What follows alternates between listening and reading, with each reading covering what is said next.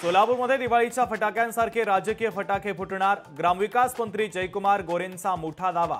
सांगोल्याचे माजी आमदार दीपक साळुंखेंच्या भाजप प्रवेशाचे दिले संकेत। अलिबागच्या थळमधील आरसीएफ प्रकल्पामध्ये प्रकल्पग्रस्तांना सामावून घ्यावं यासाठी शिवसेनेने सुरू केलेले आंदोलन तुरुत स्थगित।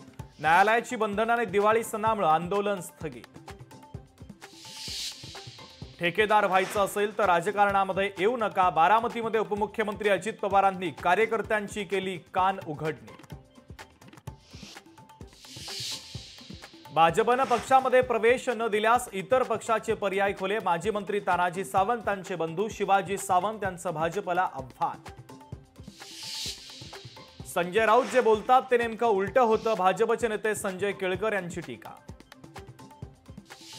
सोने चांदीच्या खरेदीदारांसाठी खुशखबर। सोन्याच्या दरात आज 3,000ची तर चांदीच्या भावात 10,000 रुपयांची घसरण।